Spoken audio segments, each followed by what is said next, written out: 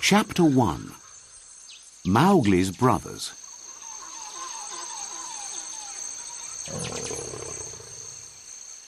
One very warm evening in the Seoni Hills in southern India, Father Wolf woke up from his day's rest. Next to him lay Mother Wolf, with their 4 cubs beside her. "It's time to look for food," said Father Wolf, and he stood up to leave the cave. "Good luck," said a voice. It was the jackal, Tabaqui, who eats everything and anything, even pieces of old clothes from the villages. The wolves of India do not like him, because he runs around making trouble and telling bad stories about them. "Shere Khan, the tiger, is coming to look for food here," said Tabaqui. "He can't," cried Father Wolf. "By the law of the jungle, he must tell us first, before he comes here to hunt." "Shere Khan has a bad leg, so he can kill only cows.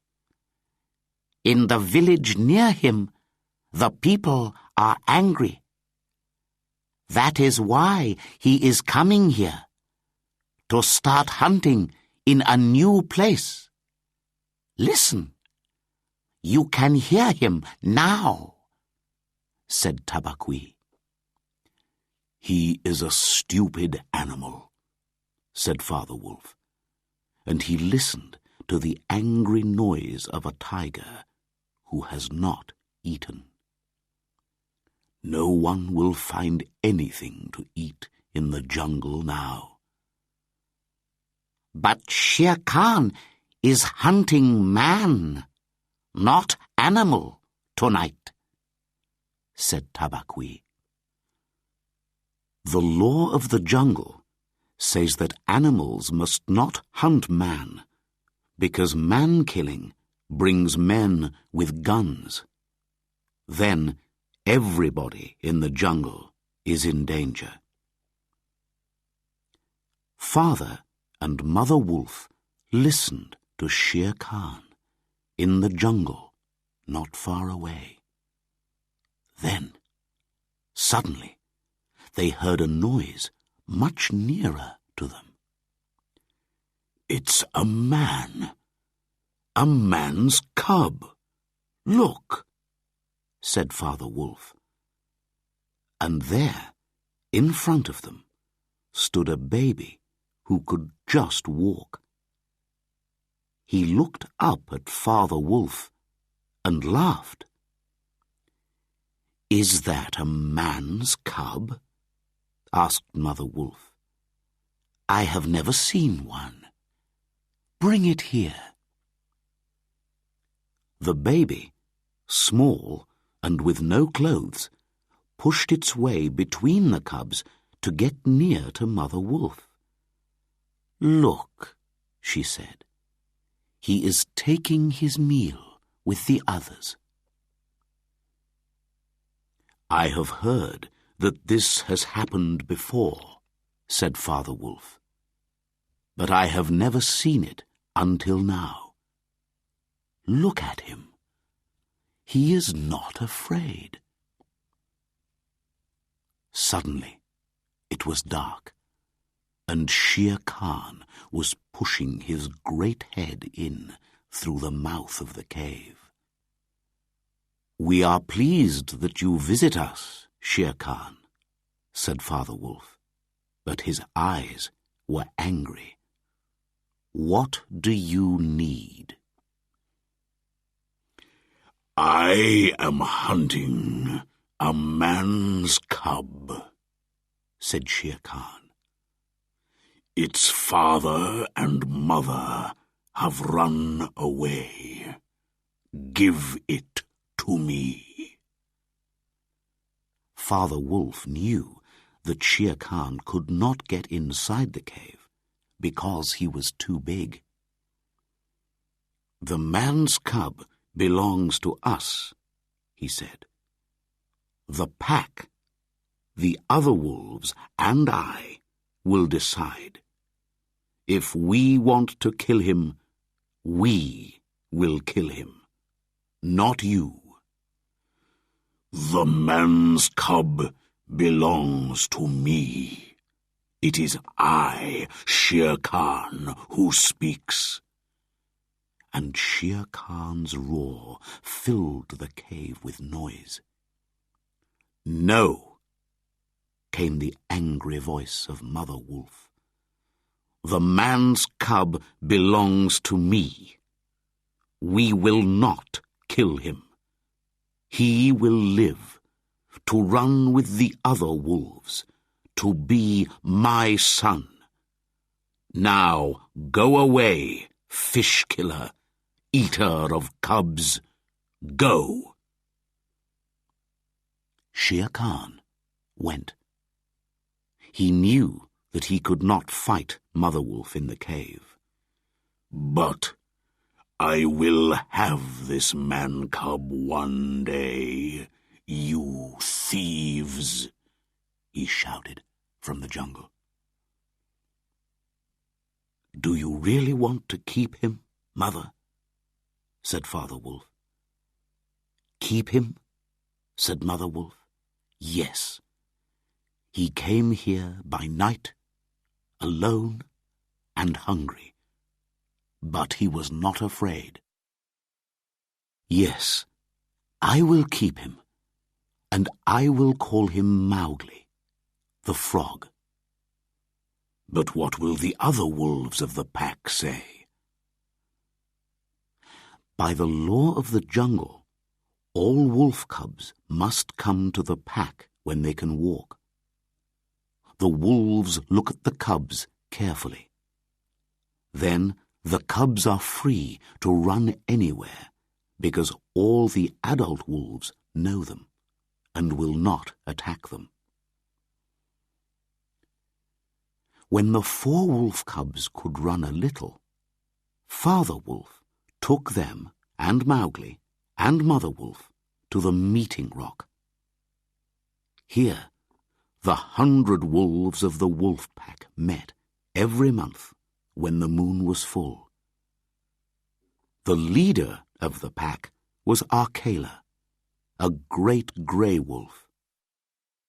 Each new wolf cub came to stand in front of him, and Arkela said, "Look well, O wolves, look well." At the end, Father Wolf pushed Maugli into the circle of wolves. Then, from the trees outside the circle, they heard the voice of Shere Khan. "The man-cub belongs to me. Give him to me."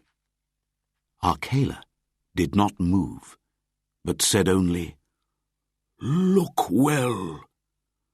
Who speaks for this man-cub? 2 voices, who are not his father and mother, must speak for him." There is only one other animal who can come to these wolf meetings, Baloo, the sleepy brown bear. His job is to teach the law of the jungle to the wolf cubs. "I speak for the man-cub," came Baloo's deep voice.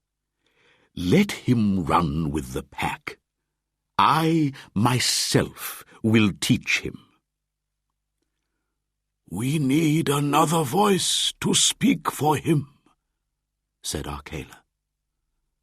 Silently, another animal jumped down into the circle. It was Bagheera, the panther, black as the night, clever, strong, and dangerous. "Oh, Arcala, will you let me speak?" said Bagheera softly. "The law of the jungle says it is possible to buy the life of a cub. It is bad to kill a man-cub. He cannot hurt you. Let him live with you, and I will give you a fat cow, newly killed, which lies in the jungle, not far away." The voices of the wolves replied, "Let him live!" They were always hungry, and they wanted to get the dead cow. Soon they went away, and there were only Arcala, Bagheera, Baloo, and Maugli's wolf family left. They could hear the angry roars of Shere Khan in the night. "It is good," said Arcala. "Men are clever. Perhaps this man-cub will help us when he is older. Take him away," he said to Father Wolf, "and teach him well." And so, because of Baloo's good word and the present of a cow, Maugli now belonged to the Seoni wolf pack.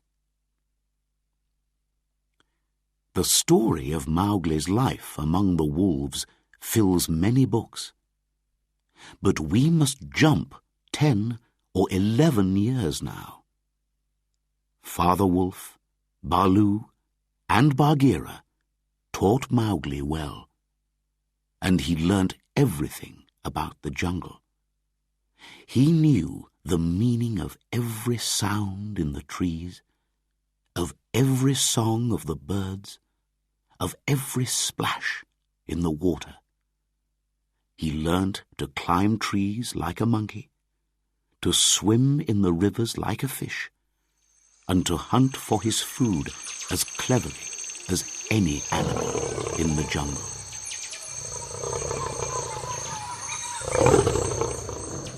Chapter 2. The Monkey People.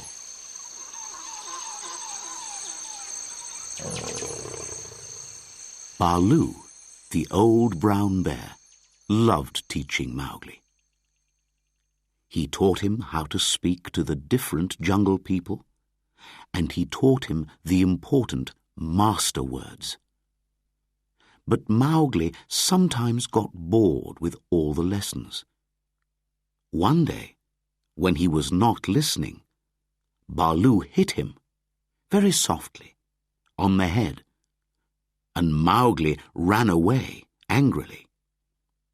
Bagheera, the Black Panther, was not happy about this. "Remember how small he is," he said to Baloo.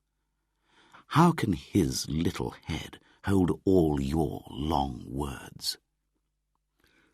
"These words will keep him safe from the birds, from the snake people, and all the animals that hunt," said Baloo. "It is true that he is only small, but no one will hurt him if he remembers all the master words. Come, Maugli," he called into the trees. "Come and say the words again." Maugli climbed down from a tree and came to sit next to them.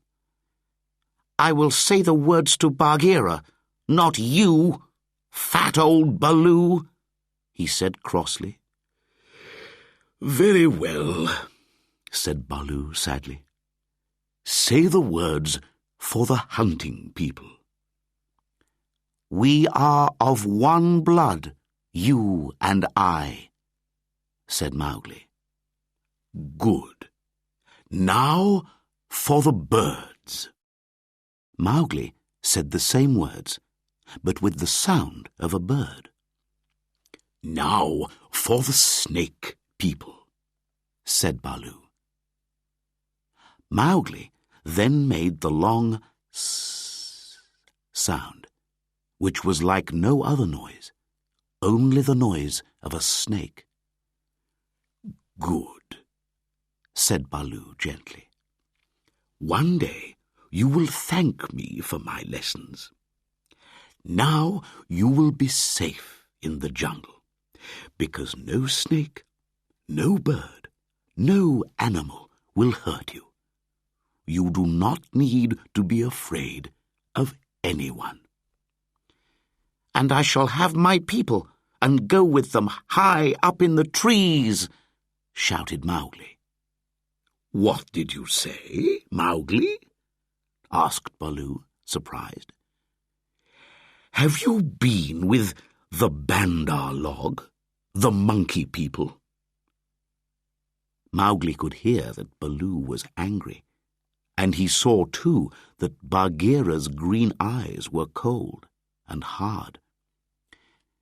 "When Baloo hurt my head," said Mowgli, "I went away, and the grey monkeys came down from the trees and talked to me. They were kind to me and gave me nice things to eat.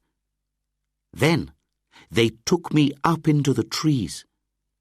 They said that I was their brother, and they wanted me to be their leader one day. Why have you never told me about the monkey people? Bad old Baloo. They play all day and don't do lessons, and I will play with them again." "Listen, man-cub," said Baloo angrily. "I have taught you the law for all the jungle people, but not for the monkey people. They have no law. Their ways are not our ways. They are noisy and dirty, and they think that they are a great people. But then they forget everything. The rest of the jungle people do not talk to them or even think about them. Remember what I tell you." Mowgli listened and was sorry. But all this time the Bandar log were above them in the trees, listening and watching. They followed Mowgli and his friends through the jungle until it was time for the midday rest. Mowgli lay between his friends and went to sleep, saying, "I will never talk to or play with the monkey people again." When he woke up, he was high in a tree, and there were hands holding his legs and arms, hard, strong little hands. Down below, Baloo was shouting angrily, and Bagheera was trying to climb up the tree, but he was too heavy for the thin branches. The monkeys, shouting and laughing, carried Mowgli between them and began their journey along the monkey roads, which are high in the trees. It was a wild, exciting journey. The monkeys jumped from treetop to treetop, crashing through the leaves and branches. At first, Mowgli was afraid of falling, but then he began to think. He must tell Baloo and Bagheera where he was. High up in the blue sky, he saw Chill, the kite. The big bird saw that the monkeys were carrying a man-cub.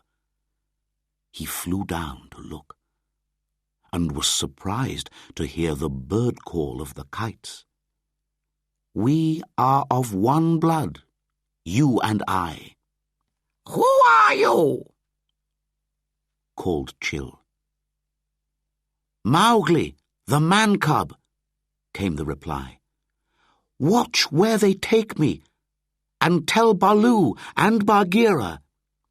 "I will," called Chill, and he flew high above the trees and watched with his far-seeing eyes. Monkeys can travel fast when they want to, and by now Baloo and Bagheera were a long way behind.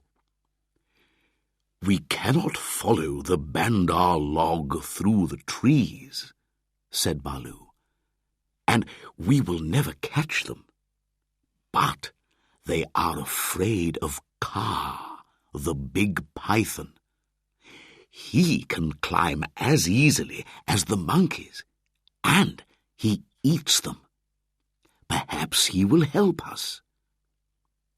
And so Baloo and Bagheera went to look for Kaa, the python. They found him lying in the sun, 10 meters of brown and yellow snake, beautiful and dangerous. "What news?" called Kaa when he saw them. "We are looking for food," said Baloo. He knew that you must not hurry Kaa. He is too big. "Let me come with you," said Kaa hungrily. "I have not eaten for days." "We are following the Bandar log," said Baloo. "Those noisy, dirty thieves have stolen our man-cub, and we love our man-cub very much, Kaa." "The Bandar log," said Bagheera cleverly, "are very much afraid of you, Kaa. But they say bad things about you, and call you Old Yellow Fish, I hear." "Tss, tss," said Kaa. "I will teach them not to call me bad names. Where did they take your man-cub? They will be tired of him quickly, and that is bad for him." "Up, up, look up, Baloo." Baloo looked up and saw Chill the kite, high in the sky. "What is it?" called Baloo. "I have seen Maugli the man-cub with the Bandar log. He knew the master word. They have taken him to the monkey city, the lost city." Baloo and Bagheera knew of the monkey city. Men lived there once, but they left hundreds of years ago. Nobody went there now, only the Bandar log.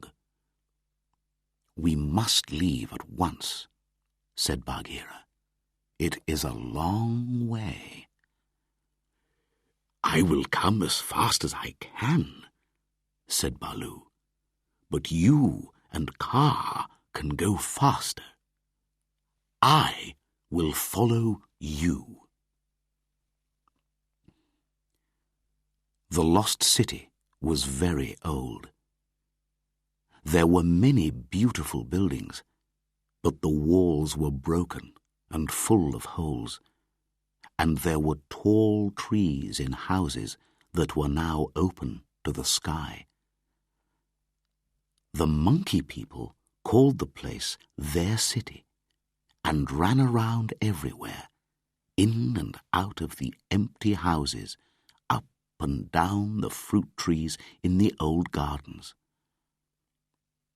Now Maugli was in their city, and the monkey people were very pleased with themselves.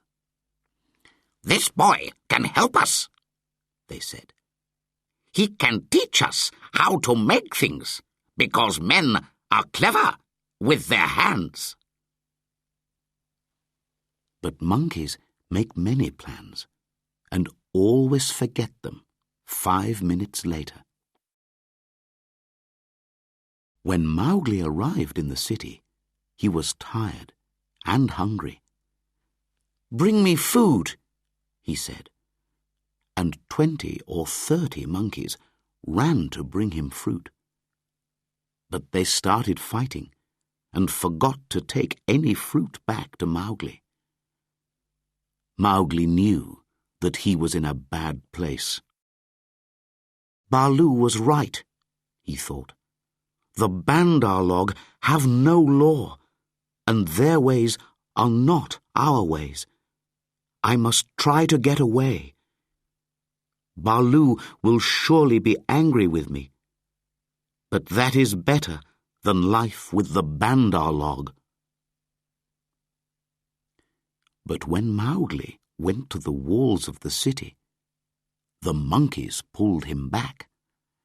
"You are very happy here with us. We are great. We are wonderful. We all say so, and so it is true," they shouted. "Don't they ever sleep?" thought Maugli. He looked up at the sky. There's a cloud coming over the moon. Perhaps I can run away when it's dark. But I am tired. Chapter 3. Cars Hunting.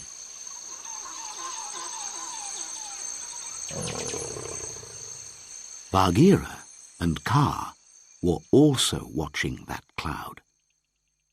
They were now outside the city walls, but they knew they had to be careful. There were only 2 of them, and there were hundreds of monkeys.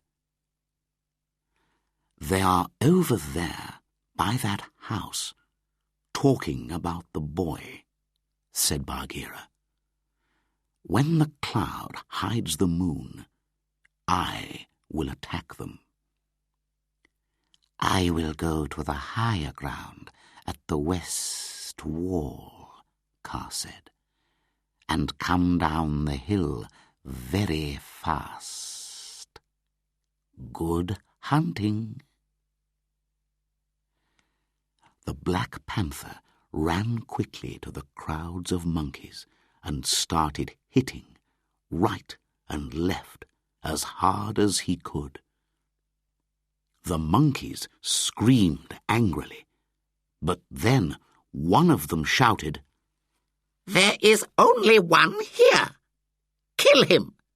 Kill!" And a crowd of monkeys jumped on Bagheera, biting and pulling. Another group pulled Maugli up a wall and pushed him over. He fell down into a dark room which had no doors or windows, and he could not get out.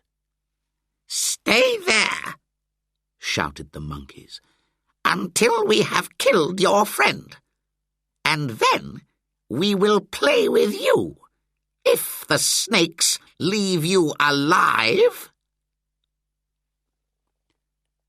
Maugli heard hissing sounds in the darkness around him. "We are of one blood, you and I," he said, quickly giving the snake's call. "Sssss," the snakes replied. "We will not bite you, but stand still, little brother, because your feet can hurt us." Maugli stood very still and listened to the fight around Bagheera. For the first time ever, the big panther was fighting for his life. Then Maugli remembered something. There was a big tank of water near one of the buildings. "Go to the tank, Bagheera! get to the water." Bagheera heard, and he knew that Maugli was safe.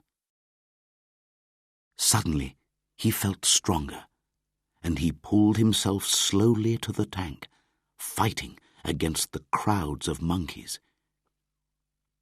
Then Baloo came running in from the jungle, shouting, "Bagheera, I am here!" At once the monkeys jumped on him, and the bear started to hit them with his great strong arms. Maugli heard a splash when Bagheera jumped into the tank.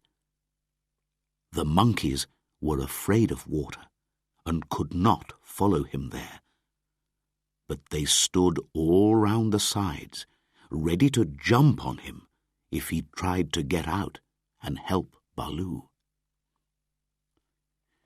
And where was Kaa all this time?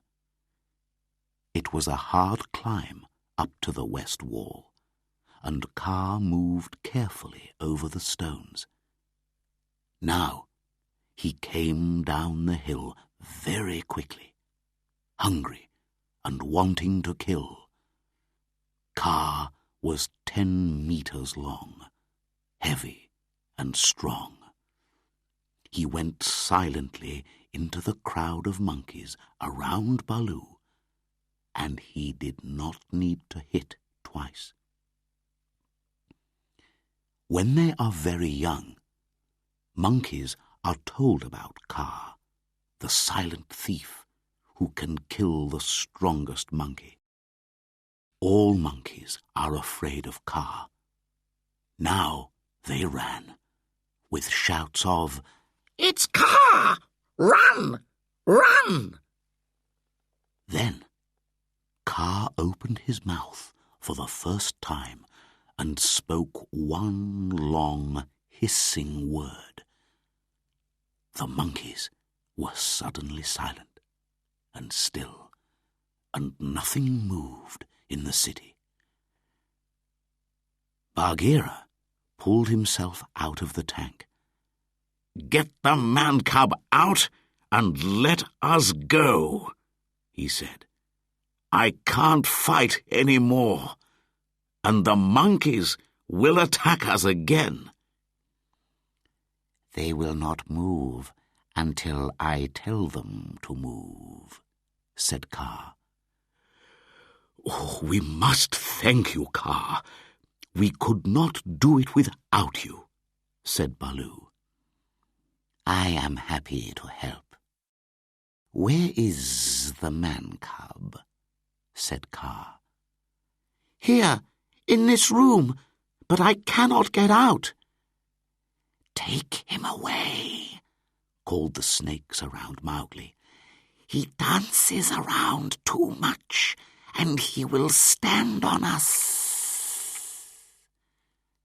"Stand back, man-cub," said Kaa. "I will break the wall."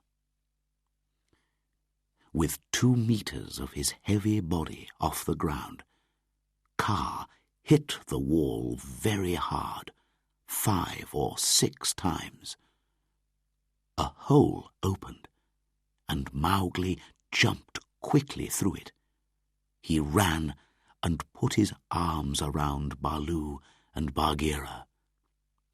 "Are you hurt?" asked Baloo.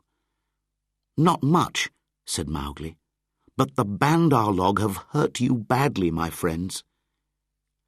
"It is nothing," said Baloo, "but you must thank Kaa.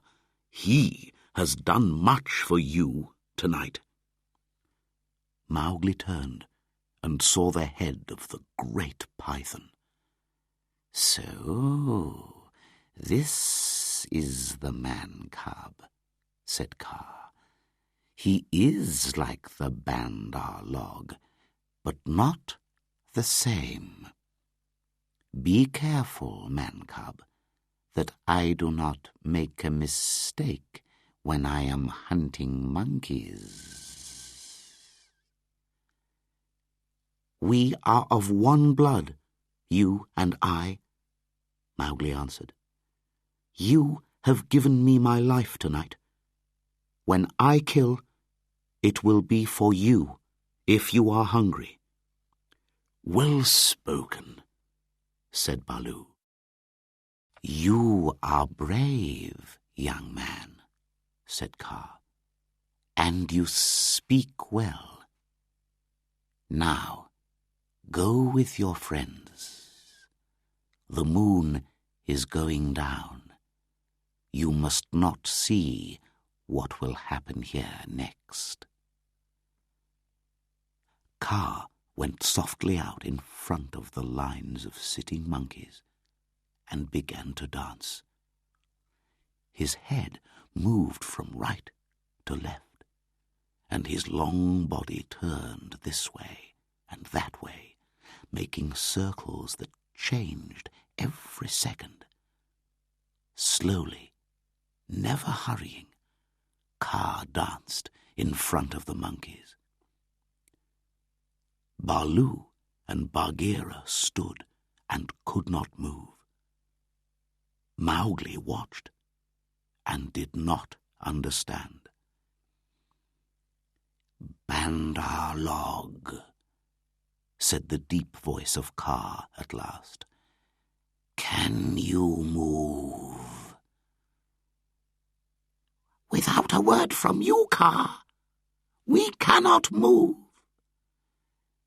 "Come nearer to me," said Kaa. The lines of monkeys came nearer, and Baloo and Bagheera walked forward too. "Nearer," hissed Kaa, and they all moved forward again. Maugli put his hands on Baloo and Bagheera to get them away, and the two animals woke up. "Keep your hand on me, Maugli," whispered Bagheera, "or I will go back to Kaa and walk into his mouth." "It's only old Kaa dancing," said Maugli. "Let us go." And the three of them went away into the jungle. "A python's dance is dangerous to watch," said Baloo. "Even for us. Kaa will have good hunting tonight." "And now, Maugli," said Bagheera angrily, "Baloo and I have fought hard for you. The monkeys have bitten us and pulled us and hit us, and all this, man-cub, was because you played with the Bandar log." "It is true," said Maugli sadly. "I am a bad man-cub. The law of the jungle says we must punish you," said Bagheera. Baloo was happy that Maugli was safe and with them again, but he could not speak against the law. "It is right to punish me," said Maugli. "I did wrong." Bagheera hit him. Very softly for a panther, but very heavily for a little boy. Maugli did not cry. "Now," said Bagheera, "jump on my back, little brother, and we will go home." One of the good things about jungle law is that after you are punished, the matter is finished.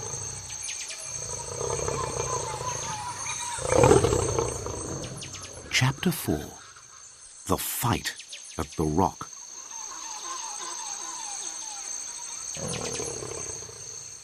Maugli always went to the meetings of the wolf pack, and there he learnt something new one day. If he looked hard at any wolf, the wolf could not meet his eyes and looked away. Maugli thought this was funny. He did not understand that he was different from the wolves. All the jungle people were his friends, but not Shere Khan, of course. Mother Wolf told him that the tiger wanted to kill him. "One day, you must kill Shere Khan. If you don't kill him, he will kill you." But Maugli forgot. He was only a boy, not a wolf. Shere Khan still came often to that part of the jungle. Akela was older now, and not so strong, and Shere Khan made friends with some of the younger wolves. Akela could not stop them, and Shere Khan began to make trouble for Maugli. "I hear you can't look into the man-cub's eyes," he said, laughing to the young wolves. And the young wolves began to get angry. Bagheera, who had eyes and ears everywhere, knew something of this and told Maugli. Maugli laughed, but Bagheera went on, "Open your eyes, little brother. Remember that Akela is old, and he will not always be the leader of the pack. Shere Khan has taught the younger wolves that a man-cub has no place with them, and soon you will be a man, not a man-cub." "But the wolves are my brothers. Why will they want to send me away?" "Look at me," said Bagheera, and Maugli looked at him, hard between the eyes. The big black cat turned his head away quickly. "That is why," he said, "not even I can look in your eyes. That is why they want to kill you. You are clever. You are a man." "I did not know these things," said Maugli quietly. "Now listen. The day will soon come when Akela cannot kill his deer in the hunt. Then, at the next meeting of the pack, the younger wolves will be against Akela and against you. When that time comes, go to the men's houses in the village and take some of their red flour. That will be a stronger friend to you than I or Baloo." The red flour was fire. All animals are afraid of it and do not call it by its name. "I will get some," said Maugli. "I will go and get it now and keep it ready." And he ran through the jungle to the village. On his way, he heard the sounds of the wolf pack hunting a big deer. "Show us that you are strong, Akela," came the voices of the young wolves. "Kill it." Maugli stopped and listened, and he could hear that Akela did not kill the deer. "So, the time has come already," he thought, and hurried to the village. He watched and waited, and soon he saw a child who was carrying a fire pot. Maugli jumped up, took the pot from him, and quickly ran away, back to the jungle. All that day he kept his fire alive with leaves and pieces of wood. In the evening, Tabaqui came and told him that the wolves wanted him at the meeting. Maugli laughed and went.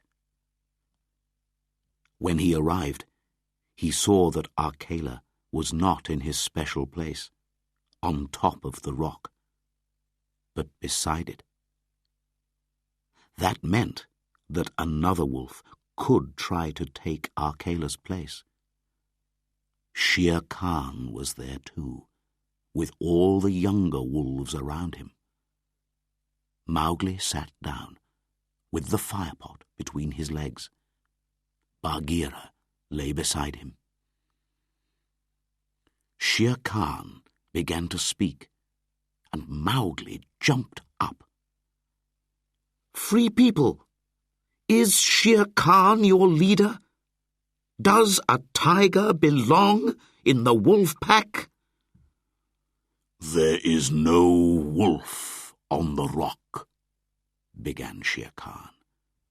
But the other wolves said, "Let Akela speak." Akela looked up, old and tired. "Free people, I have been your leader for many years. In all that time, no wolf has died in the hunt. But this time, I did not kill my deer. The law of the jungle says that you can kill me now. But the law also says that you must come one by one." No one spoke. Akela was old, but nobody wanted to fight Akela alone. Then Shere Khan spoke. "Bah! This old wolf is not important. He will die soon. It is the man-cub who has lived too long. Give him to me." "A man! A man!" cried most of the younger wolves angrily. "A man does not belong in the wolf pack." "Maugli is our brother," said Akela. "He has eaten our food. He has slept with us. He has done nothing wrong. Let him go to his own place." "He is a man," cried Shere Khan and most of the wolves. Maugli stood up, the firepot in his hands. He was very angry and very sad. "You have said many times that I am a man. I was your brother. But I will not call you my brothers again. I will decide on my life or my death, not you. I am a man, and to show you, I have brought the red flower with me." He dropped the firepot on the ground, and some of the fire fell out. The wolves were very afraid and moved back. Maugli held a long piece of wood in the fire, and the end began to burn brightly. "You are the leader now," said Bagheera softly. "Help Akela. He was always your friend." "Good," said Maugli. He looked at the frightened wolves. "I go from you to my people, the world of men. But first," and Maugli went to Shere Khan, "this killer of cows wanted to kill me. This is what men do to killers of cows." And he hit Shere Khan on the head with the burning stick. The tiger was very frightened. "Go now," said Mowgli to Shere Khan. "The next time I come to this rock, it will be with your dead body. I tell you this also, my brothers. You will not kill Akela, because I do not want that. Akela is free to live." And Mowgli jumped at the young wolves with his burning stick, and they all ran away. In the end, there were only Akela, Bagheera, and a few older wolves left. Then something began to hurt Mowgli inside him, and for the first time in his life, tears ran down his face. "What is it? What is it? Am I dying, Bagheera?" "No, little brother. You are a man, and these are men's tears. But you must go. The jungle is closed to you now." "Yes," said Mowgli. "I will go to men. But first I must say goodbye to my mother." And he went to the cave and cried on Mother Wolf's coat. "You will not forget me," Mowgli said to his wolf family. "Never," said his wolf brothers. "Come to the foot of the hill when you are a man, and we will talk with you." "Come soon, little frog," said Father Wolf, "because your mother and I are getting old." "I will surely come," said Mowgli, "and I will bring the coat of Shere Khan and put it on the meeting rock." And in the morning, Mowgli went down the hill alone to meet those strange things that are called men. Chapter 5. Tiger, Tiger.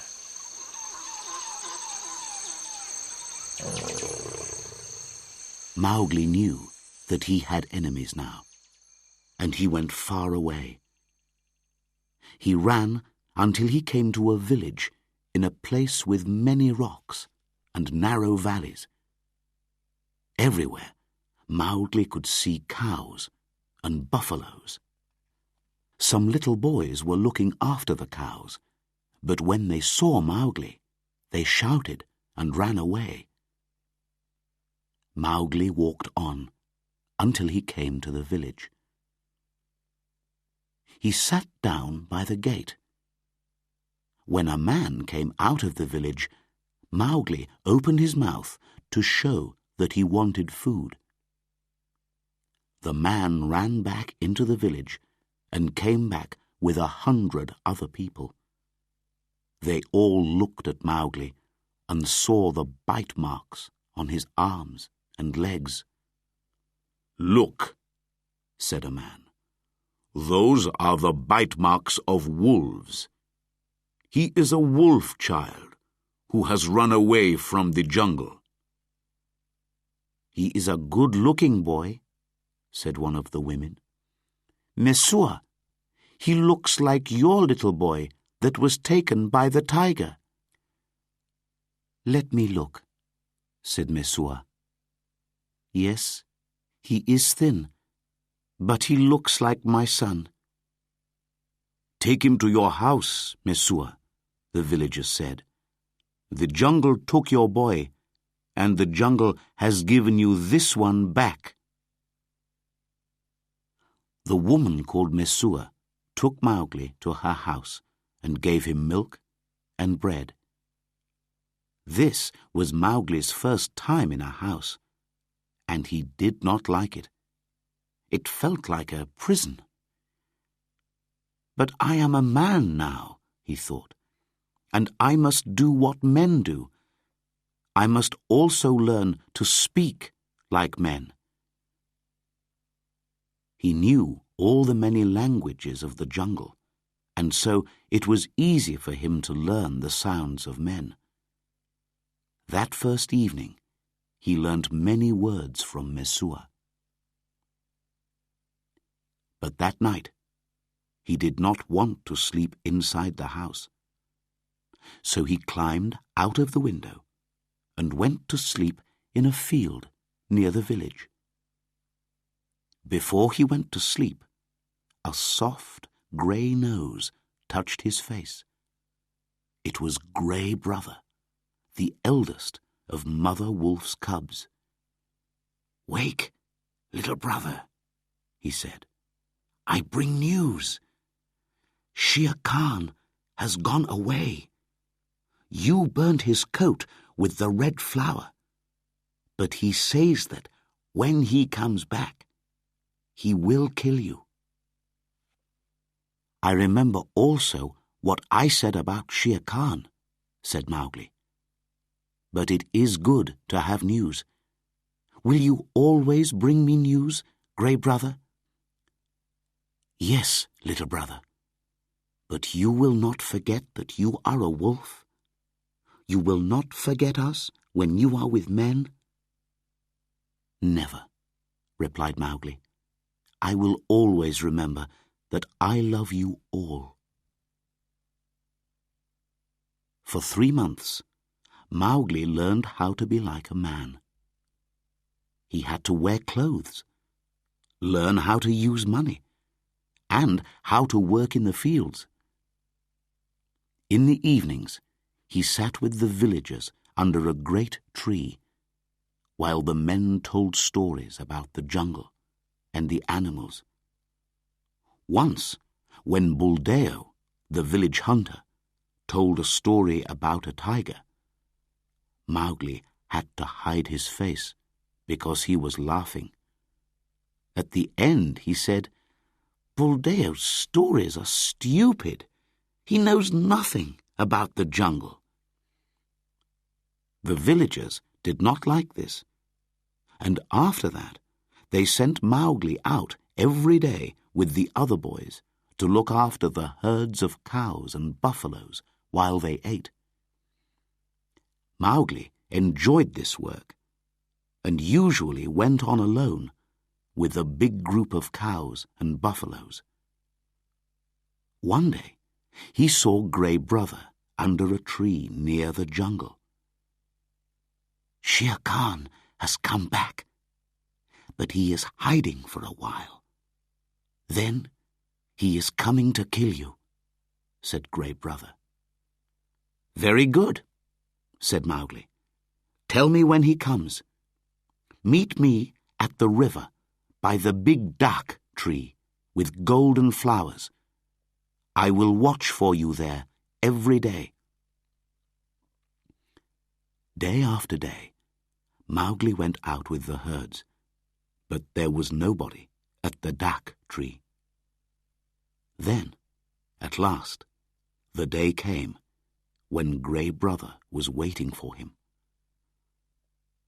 "Shere Khan has waited for a month and is hoping that you have now forgotten about him," said the wolf. "He's going to wait for you at the village gate this evening. But now he is hiding in the big dry ravine of the Waingunga. I met Tabaqui this morning."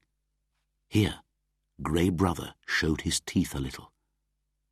"And before I broke his back, he told me all about Shere Khan's plan." "Has Shere Khan eaten today, or does he hunt empty?" The answer was life or death for Maugli. "He killed and ate this morning, and he has drunk too." "How stupid he is," said Maugli. "Does he think that I shall wait until he has slept?" He stood and thought for a while. The ravine of Waingunga. I can take the buffaloes round to the top end and chase Shere Khan down the ravine. After a meal, he cannot fight or climb easily. But I need a big group of cows at the bottom end of the ravine to stop him escaping. Then we will catch him between the buffaloes and the cows. Can you help me, Grey Brother? Not I alone, said Grey Brother, but I have someone who will help me. And the big grey head of Akela came out from the trees. Akela, Akela, said Maugli, I knew you would not forget me. The two wolves ran here and there among the herd, and soon the cows and buffaloes were in two groups. Already they were getting excited and dangerous. The other herd boys, who were watching a long way away, ran back to the village with the news. Keep the cows together, Grey Brother, called Maugli.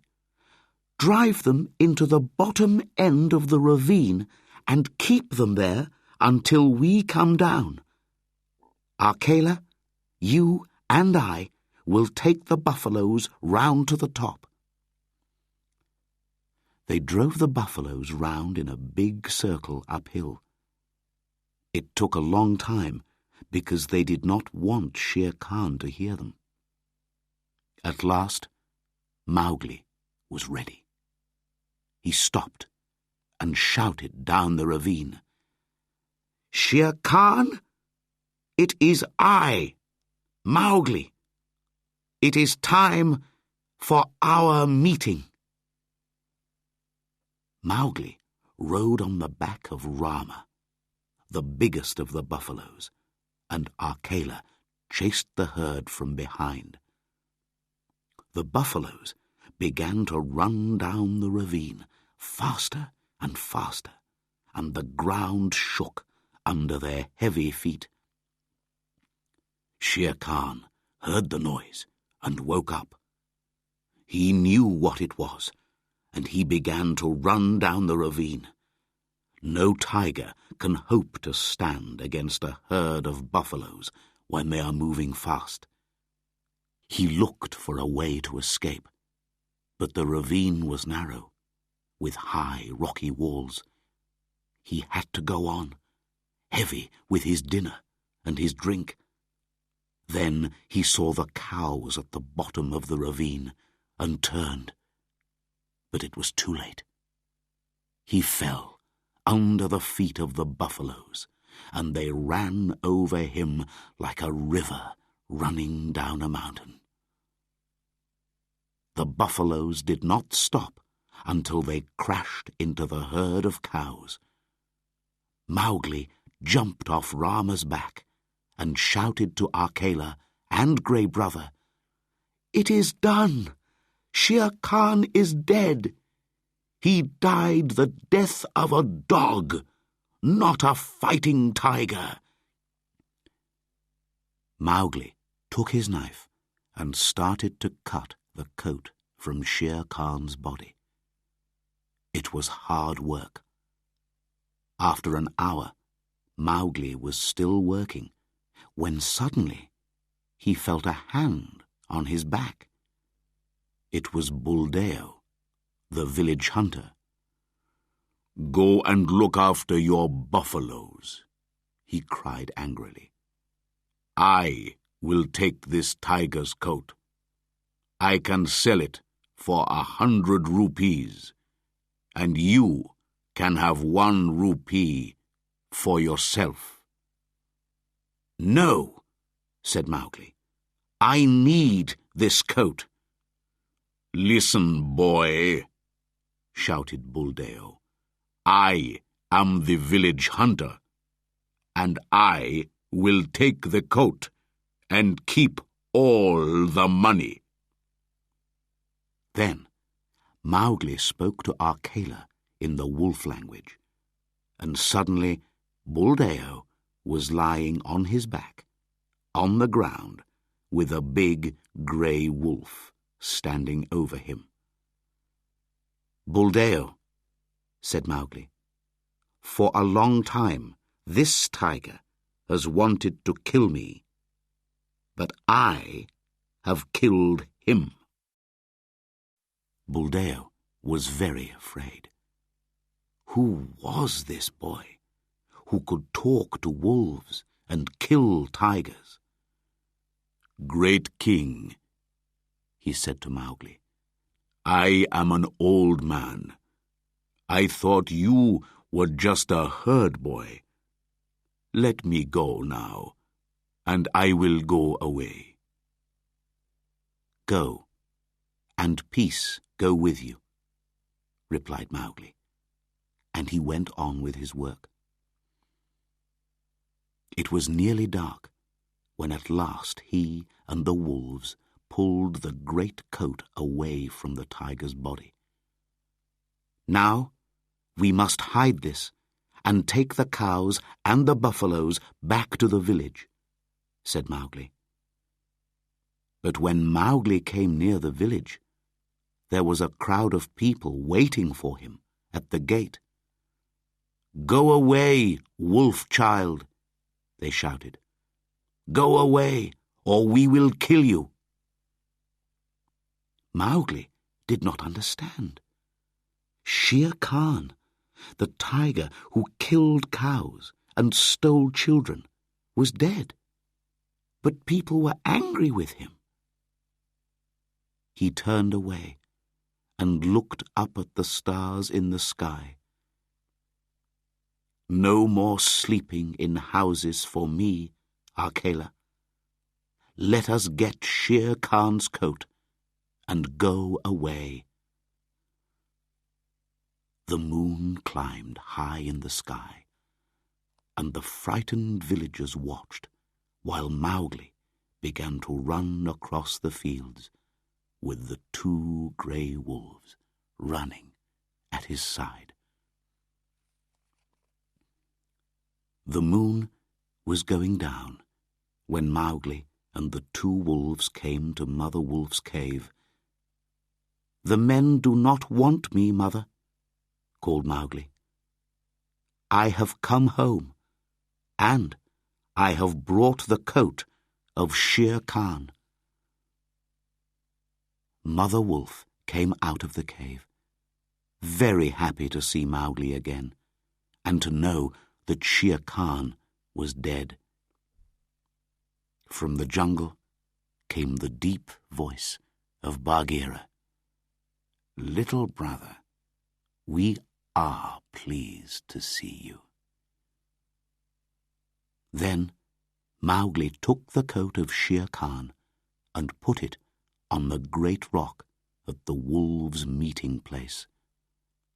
Arkela lay on it and called, "Look well, O wolves!"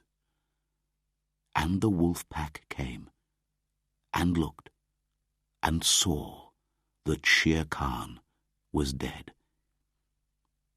"Now," said Maugli, "I do not belong to the wolf pack or to the man pack. I will hunt alone in the jungle. And we will hunt with you," said Grey Brother, and the rest of Mother Wolf's cubs. And Maugli went away into the jungle and lived and hunted with his brothers, the wolves.